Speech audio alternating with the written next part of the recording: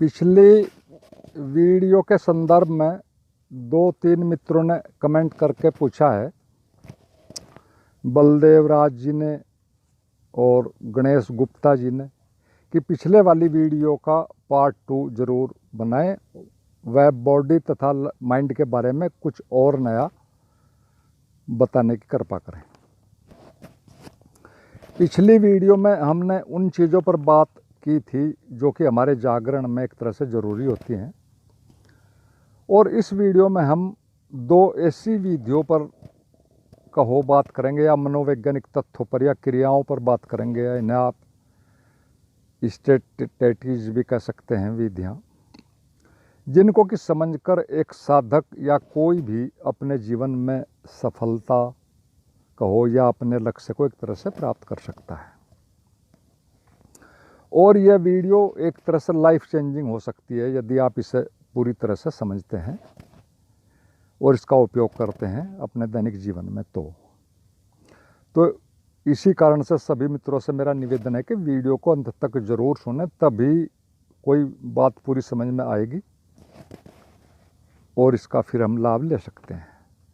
और इनमें पहली विधि जो है वो थोड़ा सा स्थूल है एक तरह से, उसके समझने में कोई ज़्यादा दिक्कत नहीं, जबकि दूसरे में थोड़ा सा हमें एक तरह से अवेयर रहना पड़ेगा, वो थोड़ा सूक्ष्म है। और मन की एक बात को यदि हम थोड़ा समझ जाएं, ये पहले वाली विधि है, तो एक तरह से हमारे जीवन में कहो एक बड़ी ही क्रांति घट सकती है। और अभ्यास के द्वारा इस बात को हम बड़े आराम से इसे सीख सकते हैं, प्रैक्टिस कर सकते हैं, और एक तरह से फिर इसका पूरा लाभ ले सकते हैं। और यह बात बड़ी सिंपल सी है, यदि हम ध्यान दें तो इसके समझने में कोई बात नहीं, सिर्फ अभ्यास की बात है। और वो बात ये कि हमारे मन की एक आदत है फौरन निर्णय लेने की आदत। आप यदि उसकी इस बात पर थोड़ा सजग होकर उसे बस इतना मात्र कह दें और कहने की एक प्रैक्टिस डाल लें धीरे धीरे कि अभी रुको, ऐसी जल्दी क्या है कि फाइनल निर्णय लेने की एकदम से ही लेना है, उसको यही कहें कि थोड़ा रुकें।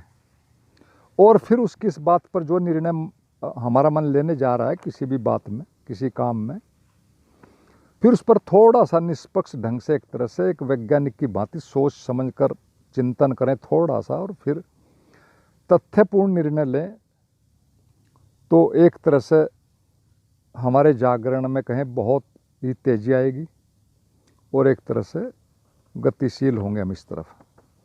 और वैसे भी एक सामान्य कहावत है, हम सब ने सुनी है, कि मूर्ख आदमी पहले बोलता है, जवाब देता है किसी बात का, और फिर बाद में सोचता भी है, जबकि बुद्धिमान पहले सोचता है और फिर बोलता है। बड़ी सिंपल सी बात है। और इस बात को हमें एक सामान्य सी विधि से समझते हैं जो हमारे दैनिक जीवन में एक तरह से रोज ही घटती रहती है। आपके किसी प्रिय ने, मित्र ने, या कहो परिवारीजन ने आपको कुछ थोड़ा धोखा दे दिया या आपकी आशाओं के अनुरूप परिणाम नहीं दिया, या जैसा आपने चाहता वैसा व्यवहार नहीं किया, तो आपका मन फौरन उस पर एक निर्णय दे देगा कि इसने मुझे धोखा दिया, ये बुरा व्यक्ति है, बुरा मित्र है, ठीक नहीं है, और मैं भविष्य में इससे सावधान रहूँगा, आगे कोई संबंध नहीं रखूँगा। तो ये सामान्य सी चीज़ें वो फौरन निर्णय ले लेता है।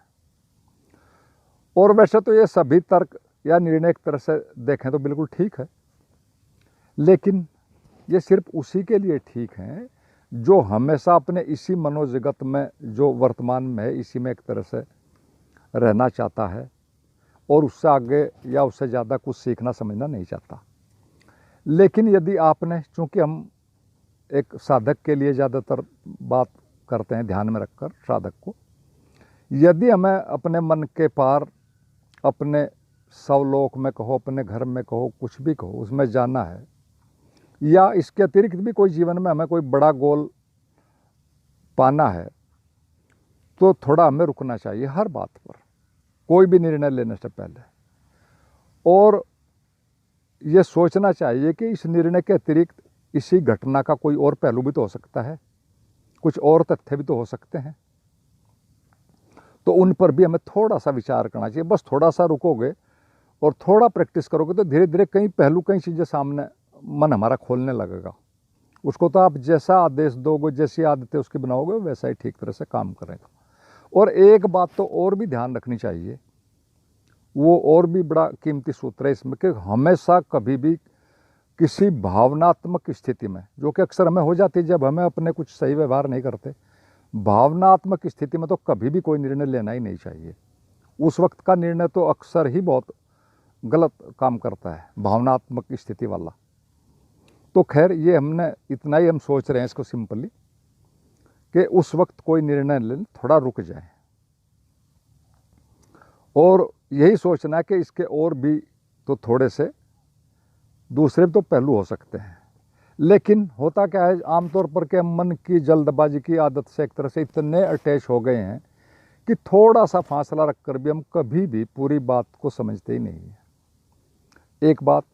और दूसरा पहलू यह भी है कि यही बात यदि हम थोड़ा रुक कर सोचेंगे तो यही बात एक गैप भी पैदा करती है हमारा होने में और हमारे विचारों में कहो या हमारे मन की गतिशीलता में।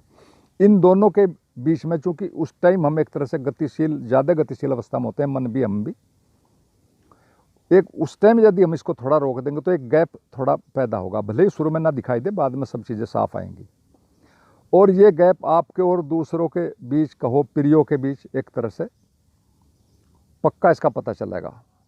लेकिन हम एक सामान्य चाल में ही फंसे रखते हैं, जबकि सच्चाई है कि अधिसंख्य ऐसे ही लोग हैं इस संसार में कहो, हमारे चारों तरफ कहो, जो कि डायरेक्ट इनडायरेक्ट सिर्फ अपने ही स्वार्थों तक सीमित रहते हैं। और यह एक वैसे सीधी सी सभी जीवधारियों की एक प्राकृतिक प्रकृति है। लेकिन चूंकि हमारा उद्देश्य इस सारे मामले से, प्रकृति से भी, मन से भी इनके पार जाना है, तो हमें ये एक तरह से रुक कर देखना चाहिए और एक गैप रख कर देखना चाहिए और फिर उस पर मनन करना चाहिए और उससे जो भी सही लगे उसको फिर आगे करना चाहिए। तो इस सब से हमें एक थोड़ी सी अक्षणिक स्थिरता मिलेगी, एक धीरे धीरे एक तनाव रहितता भी ये चीज़ हमें देने लगेगी, ये गैप ही। और यही गैप एक दिन यदि इस तरह बढ़ता चला जाए और हम इस पर लगे ही रहें, तो यही गैप एक दिन बढ़ कर अंत में जिस दिन ये पूरा स्पष्ट गैप हो जाएगा, बढ़ जाएगा, आप इधर, मन उधर, विचार उधर, आप इधर, तो फिर यही एक दिन हमारी निर्विकल्प समाधि को कहूँ जन्म देने की क्षमता रखता है। और होता यही है, हम कहीं से भी चलें, बात सिर्फ यही गैप पर यानी है कि आप अलग, मन अलग, सब कुछ अलग, आप स्पष्ट देख रहे हैं, जैसा चाहे उन्हें फिर उपयोग में लाएं न लाएं वो एक अलग बात है, लेकिन आना घूम फिर कर इसी गैप पर ही है। तो होता क्या है जनरली, जैसा अभी हम हैं, हम पूरे के पूरे एक तरह से दूसरों में ही, उनके द्वारा पैदा किए संबंधों में ही, और फिर संबंधों के भविष्य में होने वाले जो कल्पना लोग हैं, बेवजह की आशाएं, डर, पता नहीं क्या क्या, हम एक तरह से उनमें सब फंसे रहते हैं। और इसके अतिरिक्त सच्चाई है और कोई भी बंधन नहीं है। और इसमें भी एक बात ध्यान रखना कि आपका जितना ज़्यादा नज़दीकी कोई होगा, दूसरा प्रिय होगा, परिवारीजन होगा, और वो आपकी आशाओं के विपरीत समझो परिणाम देगा या दे रहा है, आपके दिल दिमाग को ज़्यादा ठेस पहुंचाएगा, तो सच में तो यह आपके लिए उतना ही एक तरह से शुभ है आध्यात्मिक यात्रा में। क्योंकि हमारा बंधन वहीं पर ज़्यादा मजबूत होता है, अपनों में ही, जिन्हें हम ज़्यादा अपने समझते हैं, और वही हमें सर्वाधिक बांधते हैं। और यदि हम थोड़ा सा भी जागरूक होकर इन चीज़ों को देखते हैं या संवेदनशील होकर देखते हैं, तो सच में वही हमें सर्वाधिक जगाते भी हैं। क्योंकि जब हम बड़े बंधनों को समझ जाएंगे, उनकी व्यर्थता को और अपनी एक तरह से मूर्खता को, तो हम वहाँ से एक तरह से बड़े स्टेप में हम वहाँ से जागते हैं, और फिर छोटी छोटी चीज़ों को तो हम बड़े आराम से एक तरह से दूर कर सकते हैं। तो बड़ी सीधी बात है कि कोई अपना ज़्यादा प्रिय जो है वो आपका दिल दुखाता है, तो यह बात एक तरह से आपको इतने जागरण में, एक तरह से वह ठहराव में ले जा सकती है कि सच्चाई है कि जहाँ वर्षों का ध्यान भी आपको नहीं ले जा सकता। और ये बात मैं अपने अनुभव से कह रहा हूँ, वैसे ही नहीं कहीं से पढ़ कर। मैंने कितनी ही बार ये चीज़ें देखी हैं कि उतना काम ध्यान भी नहीं कर रहा है महीनों का, लंबे समय, जितना एक घटना ही कर देती है। तो और कारण सीधे साफ है कि हम वहाँ ज़्यादा बंधे हैं। दूसरा कारण साफ है कि ये हकीकत है, ये प्रैक्टिकल में आमने सामने घट रहा है। जबकि ध्यान हम शुरू में करें या कुछ में करें, उसमें फिर भी हम अपने से दूर एक कुछ कल्पना लोक में कहो या कहो मन में ही कहीं कुछ ना कुछ कर रहे होते हैं। सारे ध्यान शुरू में मन में ही चलते हैं और फिर अंततः मन के पार जाते हैं। तो ये तो एक पहली विधि हुई हमारी। अब फिर हम दूसरे सूत्र पर बात करते हैं, उसको समझते हैं। और इस दूसरे सूत्र के द्वारा हम जानेंगे कि कैसे हमारा मन व मस्तिष्क दोनों मिलकर काम करते हैं और फिर उनकी जो है सामूहिक प्रकृति है, जिसे हम आमतौर पर कहते हैं कि साइकोसोमेटिक हमारा जीवन है। तो यही हम समझेंगे कि वो कैसे हमारे इस जीवन को या भविष्य को प्रभावित करते हैं। और बड़ी सीधी सी बात है कि हम आमतौर पर कभी भी नहीं समझ पाते कि हमारा मस्तिष्क अधिक शक्तिशाली है या हमारा मन, क्योंकि हम अक्सर उन्हें अलग अलग मानकर चल रहे हैं। लेकिन तथ्य ये कि दोनों मिलकर ही हमारे जीवन की सभी चीज़ों को नियंत्रित करते हैं, भले ही हम उन्हें समझ पाएँ न समझ पाएँ। हमारा जो मस्तिष्क है, हम मोटे तौर पर अब दूसरी विधि को समझने की बात करते हैं।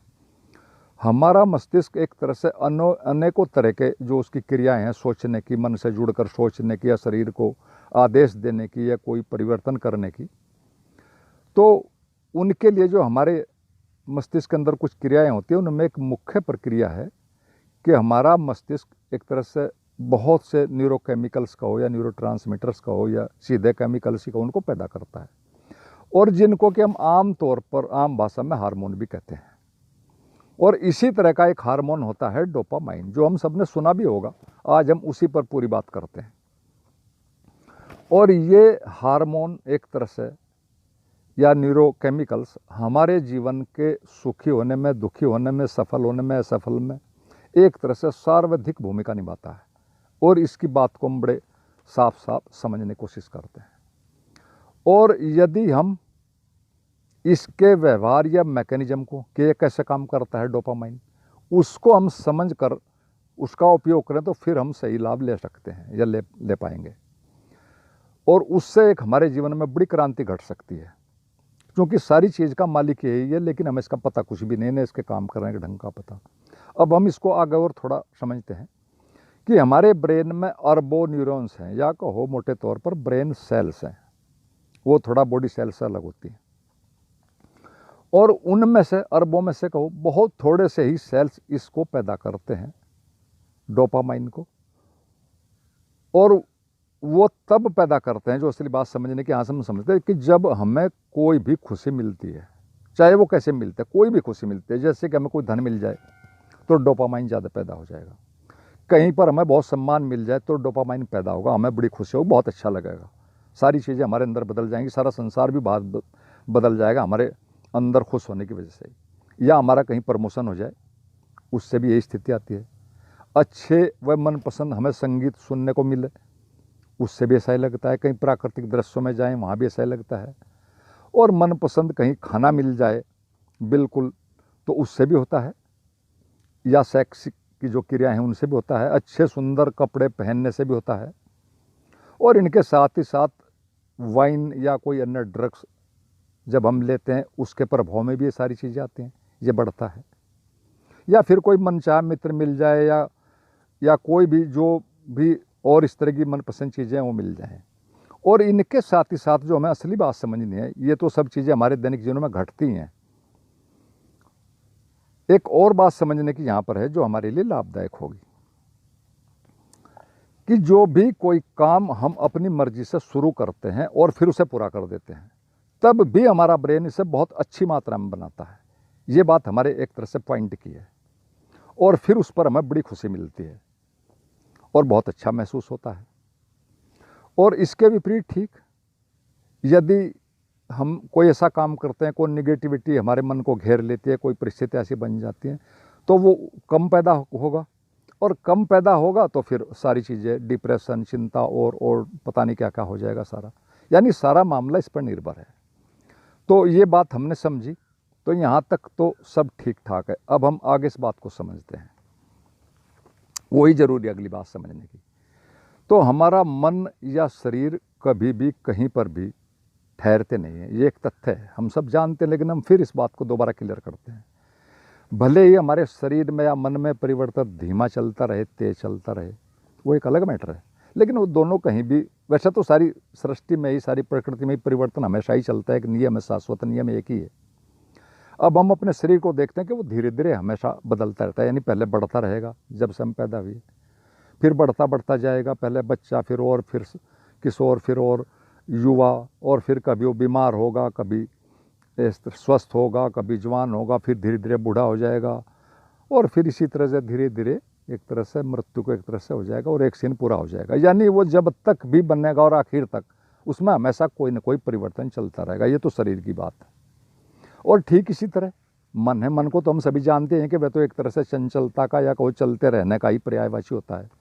तो दोनों चीज़ों को हमने समझ लिया कि दोनों हमेशा चलती ही रहती हैं, चाहे वो कितनी भी चलें। तो अब होता क्या है कि जैसे ही हमें किसी भी चीज़ से खुशी मिली, हमारा मन व शरीर निश्चित डोपामाइन पैदा करेगा, और डोपामाइन की वजह से हमें सारा अच्छा लगेगा, सब ठीक ठाक होंगे। तो फिर चूंकि हमारा मन और शरीर कहीं रुकता नहीं है, हमेशा वो गतिशील रहते हैं, और अक्सर तो ये होता है कि वो हमेशा अति पर ही जाने की कोशिश करते हैं, लेकिन उसको भी हम यहाँ नहीं कर रहे हैं। तो जैसे ही हमें खुशी मिली तो फिर हमारा मन भी, शरीर भी उसे बार बार चाहेगा, और फिर बार बार चाहने से धीरे धीरे फिर उसकी डोज बढ़ती चली जाएगी, ज़्यादा मात्रा की ज़रूरत पड़ेगी, और फिर जीवन में इसी तरह हम कुछ चीज़ों के एक तरह से आदी हो जाते हैं, कहो लत लग जाती है। और इसको भी हम मोटे तौर पर समझते हैं कि जीवन में कुछ ज़्यादा चीज़ें तो हमारे वश में होती नहीं, लेकिन एक दो चार चीज़ें तो ऐसी होती हैं जिन्हें हम कुछ भी कभी भी उपलब्ध कर सकते हैं, जैसे कि अच्छा खाना या नशीली चीज़ें जो कि आराम से मिल जाती हैं, तो उनकी फिर मात्रा बढ़ा बढ़ाकर हम लेने लगते हैं। दुख हमें कहीं का है, दुखी कहीं से हैं, ज़्यादा खाना लेने लगेंगे। अक्सर ये एक साइंटिफिक फैक्ट है मेडिकल, कि दुखी आदमी ज़्यादा खाना खाता है। नशीली चीज़ें लेंगे, फिर उनकी धीरे धीरे लत बढ़ेगी, डोज बढ़ेगी, और फिर उनके शिकार हो जाते हैं। और यही नहीं, बहुत सी तो खाद्य पदार्थ जो बनाने वाली हमारी ये कंपनियां हैं, वो अपने प्रोडक्ट्स में भी, जो खाने के प्रोडक्ट्स हैं कंपनी से आते हैं, उनमें भी इसी तरह के अन्य केमिकल्स मिलाते हैं जो इसी तरह काम करते हैं, और उनका स्वाद बढ़ाने के लिए ऐसा करते हैं ताकि उनकी बिक्री हो। और फिर एक तरह से हम उन खाने की चीज़ों को भी, जो फैक्ट्री से आते हैं, उनको भी ज़्यादा खा खाकर उनके आदी हो जाते हैं, और फिर इन सभी एक तरह से खाद्य पदार्थों का हो या नशीली चीज़ों का को एक तरह से फिर दुष्परिणाम हमारे शरीर को भोगना पड़ता है। ये एक सामान्य सी बात है। और वैज्ञानिकों ने इस हार्मोन पर, मैं एक और बात बता दूं कि इस पर पिछले 60 वर्षों में 1 लाख से भी ज़्यादा, 1,10,000 के करीब रिसर्च पेपर्स लिखे हैं, लेकिन वो किसी भी निश्चित नियम पर या इसके मैकेनिज्म पर या सरीसराव पर, या इसे कैसे बढ़ाया जाए, कैसे लाभ लिया जाए, उन किसी पर भी वो कहीं पर भी निश्चित रूप से नहीं पहुँचे हैं। कारण क्या है कि ये शरीर मन दोनों का मामला है, कंबाइंड है। और मनोवैज्ञानिक या दूसरे वैज्ञानिक वो शरीर से आगे कुछ ज़्यादा जानते नहीं, वो सारी बाहर की ही बातें हैं। अंदर का, उन्हें मन के अंदर क्या सच में होता है उसके बारे में उनके कोई अपने अनुभव नहीं है, सिर्फ बाहर के ही आंकड़े हैं। तो इसीलिए वो इस चीज़ को कोई ज़्यादा फिक्स नहीं कर पाए। तो ये बात यहाँ तक हुई। तो अब हम आगे आते हैं तीसरे स्टेप पर कि एक साधक कैसे इसका लाभ ले। तो एक बड़ा सीधा सा उपाय है जिससे एक तरह से यही नहीं, कोई और भी मतलब अनेकों लाभ होते हैं उस क्रिया से। ये डोपामाइन की बढ़ाने की बात नहीं, लेकिन और भी होते हैं, लेकिन फिलहाल हमारा मकसद इसी को एक तरह से इसका उत्पादन को, स्राव को बढ़ाने की बात है। और वो बड़ी सीधी सी बात है कि आप कोई भी संकल्प लें, भले ही छोटा हो। शुरू में ये बात आपके मन को अच्छी नहीं लगेगी, लेकिन शुरू में तो करना ही पड़ेगा। कोई भी संकल्प लें, छोटा ही हो, जैसे ये कि मैं 2 घंटे बिल्कुल एकांत में रहूँगा, अलग रहूँगा, 4 घंटे रहूँगा, न किसी के साथ रहूँगा, न किसी के पास बैठूँगा, न बिठाऊँगा, एकांत में रहूँगा, मौन में रहूँगा, जहाँ सिर्फ मेरा मन, मैं और मेरे विचार यही होंगे। और फिर उसको 2 घंटे बाद या 3 घंटे, जितना भी कर सकते उसको पूरा करें, और फिर देखा आपको एक हल्की सी खुशी मिलेगी। शुरू में आपको ये लगेगा कि हाँ मैं भी कुछ हूँ, एक आत्मविश्वास बढ़ेगा, एक खुशी मिलेगी, एक थोड़ी स्थिरता भी आएगी शुरू में ही, और उनका आभास होगा, और कुछ शांति का भी आभास होगा। लेकिन अभी हमारा उद्देश्य शांति का या कुछ पाने का, ये आत्मज्ञान का ऐसा नहीं है। हमें तो अभी सिर्फ शुरू में इस टेक्निक को अपना कर अपने बॉडी माइंड को एक तरह से एक लत लगानी है कि कैसे वो इस डोपामाइन को ज़्यादा से ज़्यादा पैदा कर सके। और वो रहे परिणाम, वो तो एक तरह से बाई प्रोडक्ट के रूप में आएंगे, हमारी परम शांति है, जागरण या होश जो भी हो, तो सारे आने ही आने हैं। तो बात अभी सिर्फ डोपामाइन के बढ़ाने की है, ताकि मन व शरीर को एक तरह से इनकी लत लग जाए। और आप कुछ भी संकल्प लें, बस उसे वैसा ही पूरा करें जैसा कि करने से पहले हमने सोचा है, और इसे बार बार करें, रोज रोज करें। छोटा छोटा संकल्प लें, फिर धीरे धीरे उसको बढ़ाते भी जाएं, और फिर देखें कुछ समय बाद ही इसके परिणाम क्या आते हैं। बस बात इतनी है कि इसमें एक निरंतरता एक तरह से रखने की बात है। छोटे छोटे ही करो, बार बार करो, धैर्य के साथ करें एक तरह से, और 1 माह में ही आप देखना इसका परिणाम कितना बेहतरीन आएगा। क्योंकि 21 दिन बाद हमारे मन का सारा सिस्टम बदल जाता है। अगर आप 21 दिन भी इसको कर लेगा लगातार, और इस बीच में कभी मन की कोई बात नहीं सुननी है, वह बहुत तर्क देगा कि इससे क्या होता है, समय की बर्बादी है, लेकिन आप शुरू में तो एक तरह से उसको तो करना ही पड़ेगा।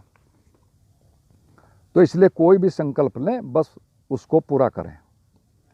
जैसे मोटे तौर पर कुछ भी ले सकते कि मैं आज शाम तक चाय नहीं पीऊँगा, या आज रोटी ही नहीं खाऊँगा, या आज स्मोकिंग नहीं करूँगा। कोई बहुत चीज़ें होते हैं, अपनी मर्जी सुविधा अनुसार कुछ भी करें, बस उनको करना है और लगातार करना है। और कई मित्रों ने इसे किया, मैं इसको देता हूँ, जो लोग मुझसे एक तरह से जुड़े हुए हैं उनसे मैं कराता हूँ, बहुत ही बेहतरीन इसके गजब के परिणाम आए हैं, उन्होंने खुद बताए हैं।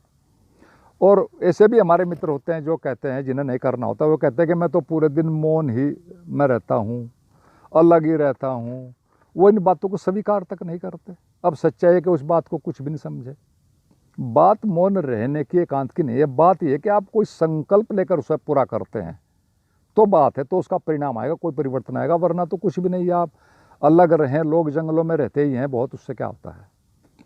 तो ये सारी चीज़ें इनको समझने की है, और ये एक बड़ा सिंपल सी चीज़ है, सिर्फ 20 दिन करने की या 1 महीना करने की बात है। अगर इतना आप कर गए, वैसे तो थोड़ा 2-4 दिन में इसमें वो आने लगेगा, तो इसको करना है छोटे छोटे, और फिर इससे आपको एक बिल्कुल स्पष्ट एक तरह से रास्ता मिलेगा, और सारी चीज़ें आपको अपने ठहराव की भी, शांति की भी, अवेयरनेस की भी सारी चीज़ें साफ़ होंगी।